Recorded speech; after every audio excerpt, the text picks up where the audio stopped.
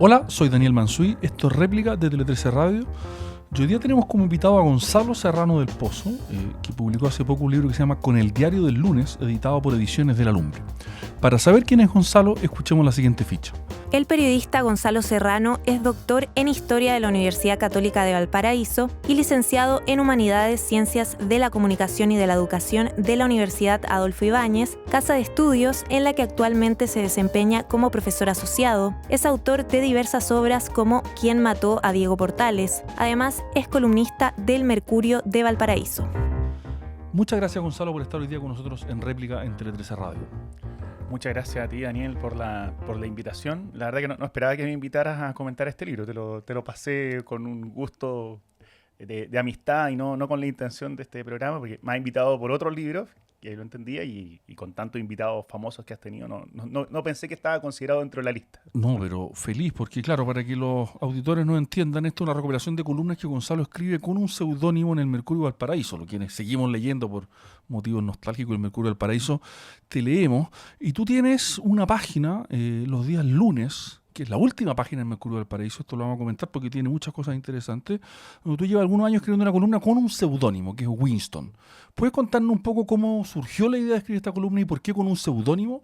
Sí, yo hace tiempo que soy colaborador del Mercurio del Paraíso, soy amigo de Carlos Vergara, que es el director. También en ese momento Lucho Cabrera, que es el encargado de deportes, y yo me quejaba constantemente de la ausencia del suplemento deportivo. Aquellos que crecimos con los diarios, siempre el lunes tenía que venir un suplemento deportivo y una columna de opinión. Y eso por espacio, por distintas razones, por falta de periodistas, se fue perdiendo. Y fue tanto que lo molesté con que tenía que haber una columna que me dijo, bueno, si tanto te importa... Si tan importante es para ti esto... Hazla tú. Y la verdad que yo en ese momento no imaginé ni mencioné en lo que me estaba metiendo, porque en realidad significa hacer una columna los fines de semana, porque además tiene que estar con cierta actualidad. Tiene que ser actual. Entre el sábado y el domingo, lo que me genera una complicación, pero la verdad que la fui haciendo con gusto. Es un espacio interesante y es una forma de desahogarme de todos estos sentimientos que uno tiene respecto a un deporte que ha cambiado mucho. Hay muchas cosas lo que acabas de decir, pero partamos por acá. ¿Por qué Winston? Sí, Winston. Porque tú cuentas, ¿no? Que hay gente que se confunde porque piensa uno inmediatamente en Churchill. Claro, pero hay una historia impresionante que tú... Los que han leído o los que han visto la página del diario, aparece una foto de Winston Churchill, lo que genera mucha confusión, pero en realidad cuando yo pensé en el personaje que iba a escribir la columna, era Winston Coe, que era un arquero irlandés que le faltaba un brazo, lo que es algo muy increíble, que a un arquero le falta un brazo, pero siguió jugando arquero y en cierta forma, como yo en la universidad y en el colegio, cuando niño era arquero, me sentí identificado, porque me imagino que aunque con los dos brazos tenía más o menos las mismas limitaciones que Winston con uno solo. Con uno solo. Oye, vamos a los diarios, ¿no? Que efectivamente tú notas algo y está esa nostalgia. Vamos a conversar también de eso, si es que tenemos tiempo en el texto, en los textos. Ya no hay, ¿no? El suplemento, la revista, ni hablar, digamos. Los futboleros ya no tienen ese material que tenían antes. Tienen otros, ¿no? Hay más programas de televisión, hay otro tipo de cosas. Pero si te entiendo bien, y esto me identifica a mí también, ¿no? Pero tú fuiste formado leyendo toda la revista Triunfo en la mañana, la Deporte Total el martes, y en fin, porque la lista podría ser larga, ¿no?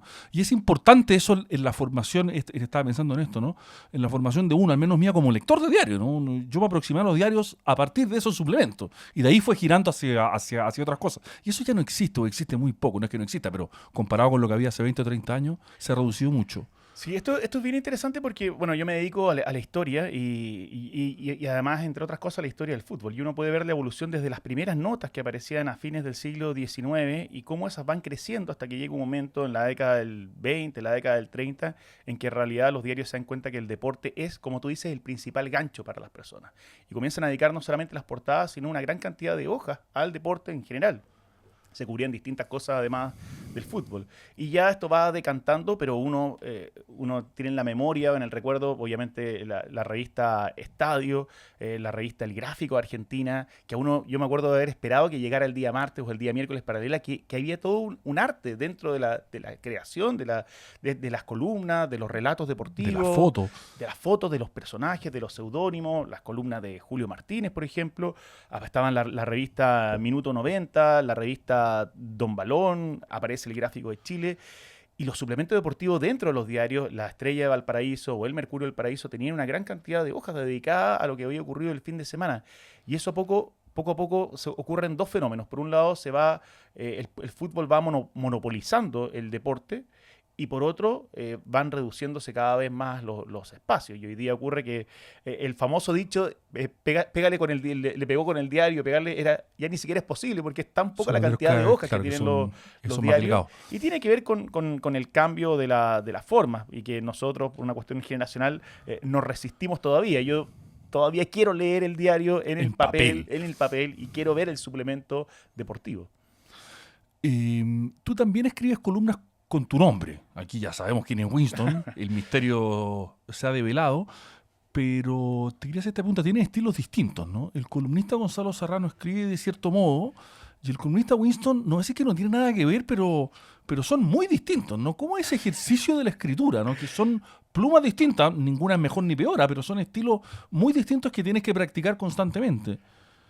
Sí, quizás no te hace sentido lo que te digo, siéntete libre. Me hace absolutamente sentido lo que me dices, porque en realidad cuando escribo con mi nombre lo tengo que hacer en el rol de académico. O sea, no me puedo sacar la camiseta. Está hablando el profesor universitario que tiene que responder por las cosas que dice. Exacto, por las cosas que he estudiado, por los grados que uno tiene, porque representa a la universidad, en este caso la Universidad Adolfo Ibáñez, y tiene que hacerlo con una responsabilidad.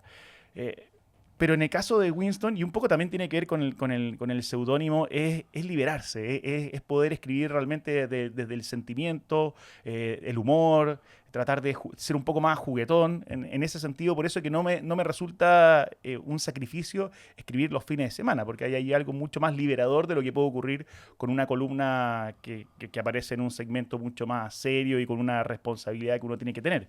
O sea, si tuviese que elegir, me quedo sin duda con Winston y no con Gonzalo Serrano. ¿Y por eso cogiste un seudónimo? Sí, efectivamente, porque además está el tema de las redes sociales, que muchas veces son muy ácidas, entonces hay que... Y el fútbol, ni hablar. Y el fútbol, claro, genera demasiadas pasiones, odios y amores, y por eso creo que era una forma de poder tener mayor libertad en la escritura. ¿Te parece que el periodismo deportivo pasa por un buen momento?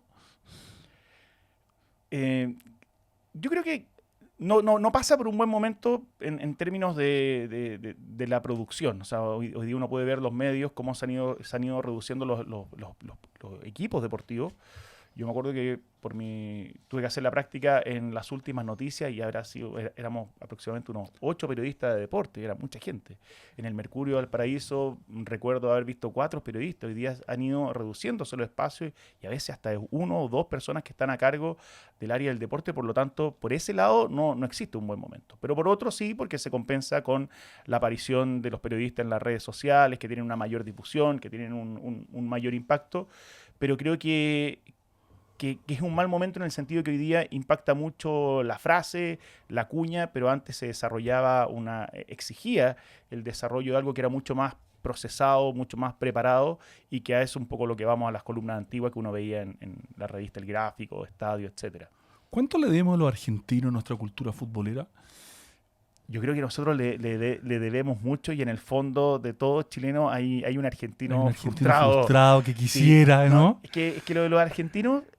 Porque está presente en tu libro, no de modo explícito, ¿no? Pero como, por decirlo así, es imposible escribir un libro de fútbol en América del Sur sin referirse a Argentina, y en Chile más aún. En ese sentido lo digo. Sí, pero yo creo que aquí nosotros somos el justo medio aristotélico, de no darle al fútbol la importancia absoluta, pero tampoco es que no nos importe para nada. Pero no se nos va la vida como a nuestros vecinos. Yo hace poco vi el documental Argentina 1978, que muestra el Mundial de Fútbol que se desarrolla en Argentina, con una dictadura, y cómo a las pocas cuadras del estadio donde se juegan los partidos de la selección hay un centro de tortura.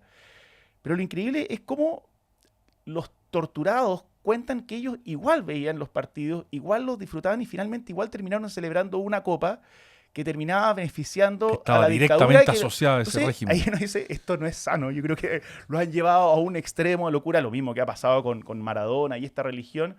Creo que no es sano. Por eso mejor observarlo a la distancia. Un poco más de lejos. Pero creo que es una locura. Están locos. Los argentinos con el fútbol están realmente locos. Pero ¿no estás de acuerdo conmigo que tenemos una especie de... Sí, por supuesto, porque a la larga uno siempre está placer culpable, admiración no admitida, no sé cómo llamarlo. Sí, esa escena famosa del secreto de tus ojos, de la pasión por el fútbol, el tipo que es capaz de recitar cada una de las alineaciones. a todos los que nos gusta el fútbol nos gustaría hacer un poco de esa forma. Claro. Pero si lo vemos en realidad con distancia, nos damos cuenta que ese es un exceso que es malo.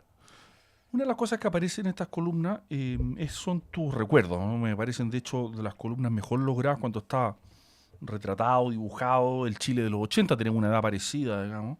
En la misma ciudad vivíamos además. Y el fútbol fue muy importante en tu vida desde muy pequeño, ¿no? Fue parte de las cosas que escuchaste, con las que estuviste, fuiste al estadio de chico, supongo. ¿Cómo es tu infancia con el fútbol? Porque eso está muy presente aquí, todos esos recuerdos, digamos, que van dibujando un país que uno, naturalmente, si vivió en ese país, lo conoció y lo vivió, lo puede mirar con nostalgia, pero que ya pasó simplemente. Y que es tan distinto hoy día. Sí, hay algo que me da mucha pena de las actuales generaciones de los niños que uno ve y tiene que ver con el hecho de no poder salir a la calle a jugar. Nosotros nacimos saliendo de la casa, estar en la calle, poder jugar fútbol en la calle, estar todo el día pegándole a la pelota. Y cuando uno le pega a la pelota lo hace soñando que es un futbolista, que se va a ir a jugar a otra parte, que va a jugar una final del mundo. Esa inocencia yo creo que hoy día se ha ido perdiendo. No solamente por razones de seguridad, porque hoy día salir a la calle obviamente es más peligroso, sino porque las ciudades están hechas hoy día para la gran cantidad de autos que existe. Y me cuesta pensar en una calle en Chile donde no pasen los autos y donde uno pueda jugar fútbol durante toda la tarde. Eso no ocurre. Nosotros lo vivíamos, éramos además bastante más ingenuos respecto a la información que nos llegaba de los jugadores de fútbol. Hoy día uno sabe todo lo que hace un jugador de fútbol y le gustaría saber menos de lo que hace y de lo que piensa. En esa época solamente consumíamos o conocíamos al jugador de fútbol a través del partido, de lo que leíamos en un diario, en una revista y en una imagen bastante más idealizada. Entonces eso también va construyendo una memoria de los jugadores, de los equipos, un romanticismo que es bastante ingenuo y que hoy día también se ha ido perdiendo. Entonces es por distintas razones, ¿no? Claro. Pero un poco lo que trato de rescatar en esas columnas es esa ingenuidad con la que veíamos el fútbol y el deporte y con la que nos maravillábamos, que hoy día cuesta un poco hacerlo, como te decía, por la gran cantidad de información que uno tiene en exceso sobre los jugadores, sobre los deportistas. Estamos conversando con Gonzalo Serrano sobre su libro Con el diario del lunes. Cuenta una anécdota que me pareció, hay mucha anécdota interesante aquí, futbolera, ¿no? Para los futboleros este libro lo van a disfrutar mucho, de Leonardo Vélez. Leonardo el Pollo Vélez, el entrenador de la selección sub-17 del año 93, y que él iba a jugar fútbol en la cancha de tierra, en Alejo Barrios, si es que recuerdo bien, en Valparaíso, y su sueño era jugar en una cancha de pasto, ¿no? Y esto como que creo que retrata esto que nos acabas de decir, ¿no? Que esa era la ilusión de un niño de Valparaíso que jugaba, era jugar alguna vez en una cancha de pasto. Y uno trata de imaginarse ese mundo y no deja de ser bien impresionante, ¿no? Que será como el horizonte que podía tener un niño jugando en el Alejo Barrio en aquella época. Sí, tiene que ver con esa inocencia que lamentablemente hoy día los niños lo pierden por las redes sociales, que ya se están imaginando comprándose el auto, viviendo una casa o qué hacer con la cantidad de plata que tiene Cristiano Ronaldo. Esa inocencia antes estaba. Y ahí complemento esa anécdota. A mí Leonardo Belli, el Pollo Belli, me contó que por eso los jugadores casi no se tiraban al suelo cuando los empujaban. Hoy día tú ves Vinicius del Real Madrid, lo miran y se cae. Porque se pueden caer. Él decía, si tú te caías en la Alejo Barrio, significaba que te ibas a raspar, que te ibas a enterrar una piedra. Por lo tanto, aunque mejor fuese no penal, caer, aunque fuese falta, había que aguantarse. Había que evitar. Esa como resiedumbre, ese mundo de machos que no lloran, hoy día también se ha ido perdiendo y claro, es un fútbol completamente distinto. Ahí está este famoso libro de niños futbolistas de Juan Pablo Sala, si no me equivoco, que intenta comprar, entre comillas, a un jugador de fútbol y que ya es imposible. Los niños que tienen talento desde los 8 años, incluso antes, ya están comprados, ya tienen su agente. Entonces eso obviamente que va nublando y va cambiando el norte de lo que uno quiere cuando niño, de lo que uno quería cuando niño. Yo creo que esa inocencia lamentablemente ha ido afectando y también ha transformado el deporte. Este niño que le gustaba el fútbol y que lo miraba todo y leía los diarios y que además iba al estadio también, no es ningún misterio, somos los dos del mismo equipo de Wander, nos encontramos muchas veces en el estadio, terminó siendo dirigente también después, ¿no? Sí. O terminó vinculado de algún modo al club. Fue ¿Cómo fue esa experiencia del hincha, del niño, después de alguien que va al estadio, digamos, con cierta frecuencia, a ser dirigente? ¿Cómo es ver el fútbol desde ese lugar cuando has sido tan apasionado toda tu vida? Mira, cuando yo hice la práctica en la última noticia me pasó algo que fue muy increíble, que me daba cuenta que los periodistas viejos de deporte ya no tenían pasión. No tenían pasión porque se habían desencantado del deporte. Ya, habían pasado por esa etapa. Habían pasado por esa etapa. Eso era la última noticia hace unos... El 2001. Hace unos 24 años atrás. Sí, perfecto. parece menos, pero es mucho. Así es la vida. Y en el caso de dirigente uno vive más o menos lo mismo. Es interesante para mí, desde la perspectiva como historiador o como análisis, de ir completando como las distintas posiciones desde uno puede mirar el desde fenómeno. las que se ve, claro. Y yo creo que la de dirigente es una de las más amargas, en el sentido de que te toca ver una realidad específica. Yo no sé si es extrapolable a todas partes, pero en el fútbol lo que uno observa en esta etapa de dirigente es que gana el que friega al otro. O sea, siempre todos están tratando de sacar una ganancia. Una tajadita. Una tajadita. Y ahí uno, obviamente que uno ama el deporte a partir de la ilusión o de la emoción que te causan los jugadores que son tus ídolos. Y ahí como y de que hay un juego lealmente jugado, porque si no, no tendría sentido. Y que siempre quieren ganar, que a veces es algo que uno da por obvio, pero realmente no ocurre, y ahí uno se comienza a desencantar bastante. Yo creo que un poco las columnas tienen que ver con esa necesidad de desahogarse de algo que uno amó y que un poco se va perdiendo.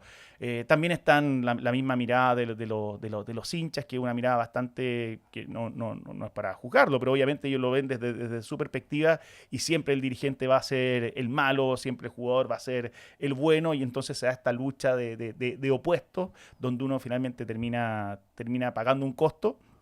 En mi caso fue bastante grande. Para el equipo fue peor porque ese año Wander descendió. Ahí fue mi inicio y término como dirigente.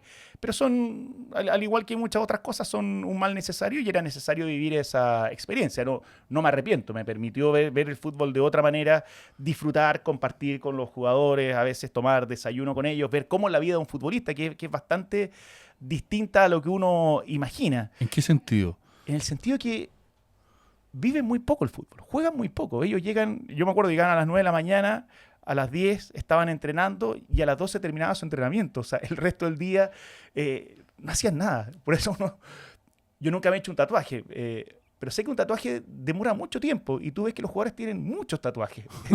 Es decir, tienen mucho tiempo para hacerse eso, claro. Tienen mucho tiempo. Y a diferencia de otras partes, son muy poco futbolizados, que es otra cosa que llama mucho la atención. Ven muy poco fútbol. No sé si les gusta. Les gusta jugarlo, pero no les gusta verlo. Claro.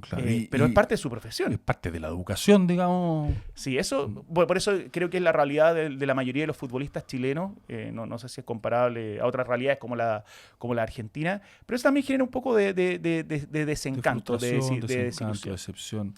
Sí, que esto no lo escuchen los niños. Sí, porque esto explica también, y algo que también está presente en tus propios textos, un estado que tiene que ver con el fútbol chileno en general. Digamos que esta pregunta yo me la hago muchas veces, ¿no? Cuando estoy, perdonen por las referencias personales a los auditores, ¿no? Uno está un sábado en la tarde, digamos, y yo me puedo, no sé si apasionar, pero puedo mirar con mucho interés un Cobresal Huachipato, ¿no? Y claro, uno ve la calidad del fútbol y en verdad no da, pero algo pasa en mí que tengo que ver ese partido, ¿no? Y siento que es una cosa importante verlo. Pero en verdad, si uno juzga, digamos, racionalmente, no hay por dónde. Digo Cobresal, Huachipato, puede decir cualquier equipo, por favor, no tengo nada contra esos dos equipos. Mi señora te va a sacar la cuenta por Huachipato. Ya, perdón. No, pero efectivamente el fútbol no se puede ver desde el punto de vista racional. O sea, desde el punto de vista racional son 22 adultos corriendo detrás de una pelota, no es lógico, no resiste ningún análisis. Hay que formar parte de ese juego. Es como cuando uno ve una película que en realidad son actores interpretando, lo mismo ocurre con el fútbol, y hay que olvidarse un poco de esta mala onda que a veces uno, cuando trata de sobre racionalizarlo, sobre intelectualizarlo, hay que disfrutarlo. Y efectivamente un partido de Cobresal contra Audax puede ser tan entretenido como una final de la Champions, en la medida que las fuerzas sean parejas, que hay una pasión, que hay un resultado, que siempre además está como esto que decía Galeano, de una jugada increíble que puede surgir en algún momento. Dame una jugadita, ¿no? Que es lo que tú por citas. El amor de Dios. Dios mío, dame una jugadita, yo con eso quedo tranquilo. Sí, y hay momentos que uno encuentra y uno dice, qué bueno haber visto este partido. Eso yo creo que todavía esa ilusión todavía se mantiene. hay que dejarse llevar, hay que no pensarlo tanto. Así funciona el fútbol, si no, Si no, no no movería funciona. los millones que mueve. Oye, personajes con anécdotas increíbles, no vamos a mencionar algunas, ¿no? Bilardo, personaje total, ¿no? Yo nunca había escuchado esto que cuentas tú cuando estaban todos celebrando la final de México 86 y Bilardo estaba sentado en un rincón lamentándose, no nos pueden hacer 2 goles de cabeza en el área chica porque Argentina había ganado 3-2 con 2 goles de Alemania en el área chica. Qué personaje Bilardo, ¿no? No, Y qué cantidad de historias tiene que alimentan toda esta mitología. Sí, yo creo que la historia ha sido muy injusta con Bilardo, en 2 sentidos. Uno, porque es un fútbol pragmático y que a muchos no les gustan. Hay que ser hoy día, todos son guardiolistas. Y en el caso de Bilardo, la verdad es que uno haciendo el análisis, para mí no existe Maradona sin Bilardo.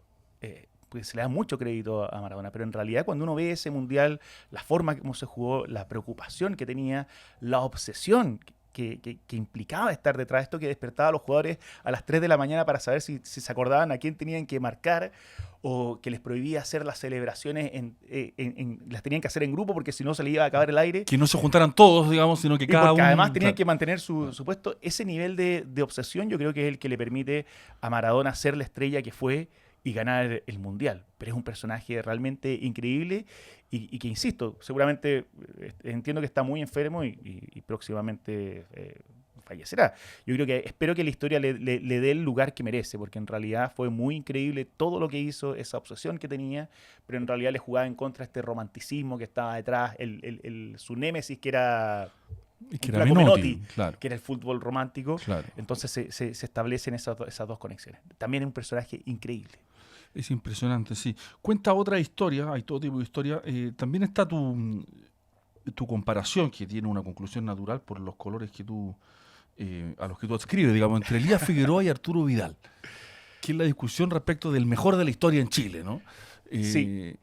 Sí. Mira, Elías Figueroa tenía algo que a la gente le molestaba bastante y era esto de decir todo el tiempo que era el mejor del mundo. Yo tenía la duda si era así. Y la verdad que me dediqué tiempo a investigar ¿Ya? las selecciones de Brasil en la época que él jugó. Y si era verdad que él no se fue a Europa por una cuestión que Brasil era tan importante que no tenía que irse a Europa. Y en realidad el análisis es correcto. Lo que dice Elías Figueroa es que a él le ofrecieron quedarse con un cheque en blanco y por eso se queda en Brasil. Pero en realidad si uno revisa, el mismo Pelé no se va del Santos, no se va a Europa. O sea, la mayoría, los mejores jugadores del mundo, que eran los que estaban en esa selección, jugaron en Brasil y Elías Figueroa jugó con ellos. Es muy increíble en esa época haber tenido el éxito que él tuvo, la adoración además que existía en Brasil por él en una época muy competitiva. Hipercompetitiva, claro. Absolutamente. Claro. O sea, si él no se fue, realmente era porque ahí estaban los mejores jugadores del mundo. Y en el caso de Arturo Vidal, no me cabe la menor duda que es un jugador fuera de serie y que es extraordinario, pero no alcanza la estatura que tiene Elías Figueroa y el reconocimiento mundial que existe hacia él. Y por eso tú lo ubicas arriba. Esto es polémico lo que estás diciendo, ¿ah? Sí, no tengo dudas que Elías Figueroa es mejor. Y no tuvo la suerte de Arturo Vidal.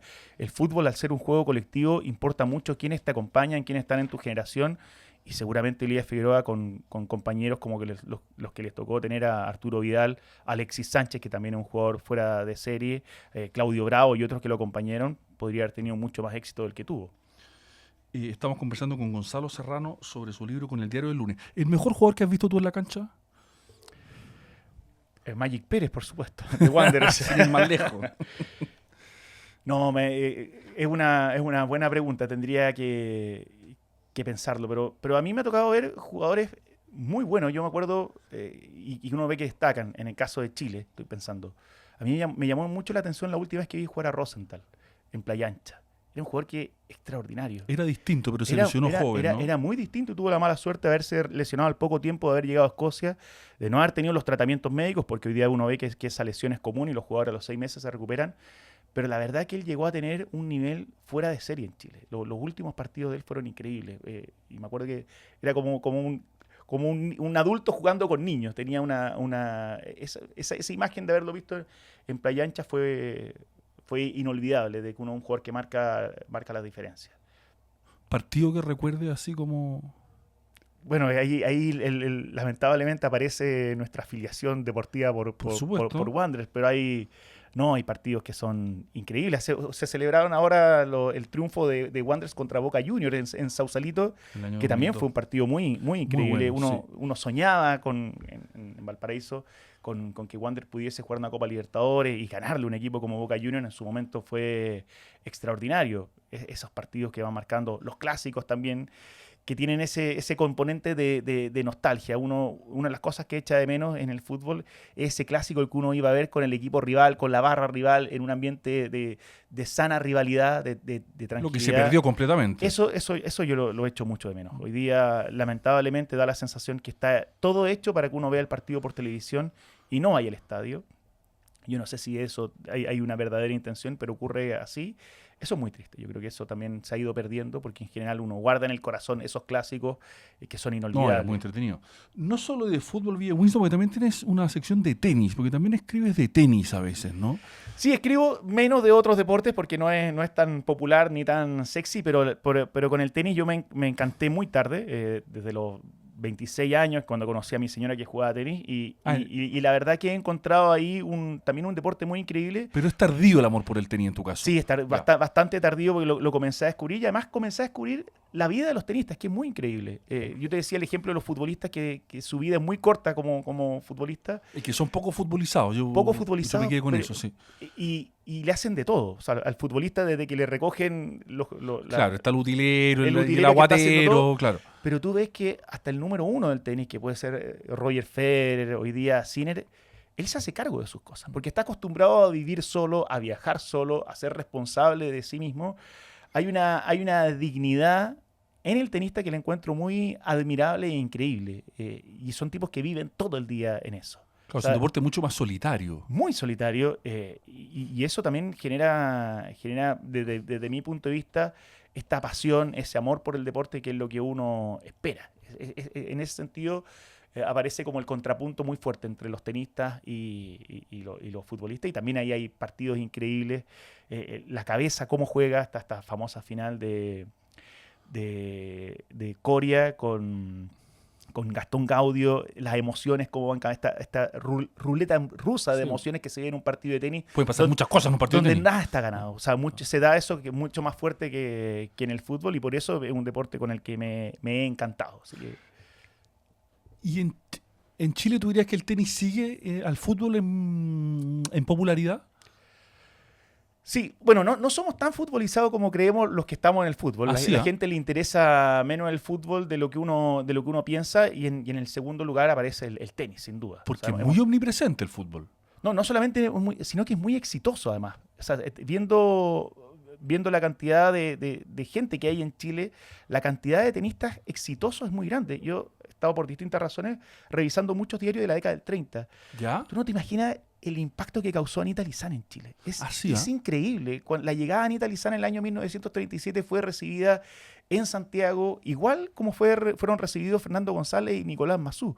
Cuando uno piensa por qué el tenis es tan popular en Chile, yo espero, es la próxima meta que tenemos con mi señora, escribir una biografía de Anita Lizana, porque yo creo que ahí está el despertar del amor de los chilenos por el tenis y el entusiasmo que esto genera, y generaciones de tenistas muy exitosos, como el mismo Jaime Fillol, después el Chino Ríos, Fernando González, Massú.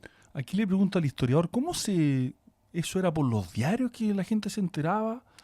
¿Había radio ya en esa época? Tengo duda, yo creo que la radio posterior. Existía, en 1937 ya estaba la radio, pero hay otro aspecto que encontré muy interesante, que los resúmenes de los partidos de Anita Lizana los daban antes de las películas, así como en El Mundo al Instante mostraban. Que mostraban noticias en los años y 80, ¿no? De hecho pude ver los carteles donde aparece tal película y antes el resumen del partido del torneo que ganó Anita Lizana. Entonces eso genera una expectativa muy grande, y las portadas de los diarios están dedicadas a ella. Aquí no aparece nada de Anita Lizana, pero va a venir en un futuro libro.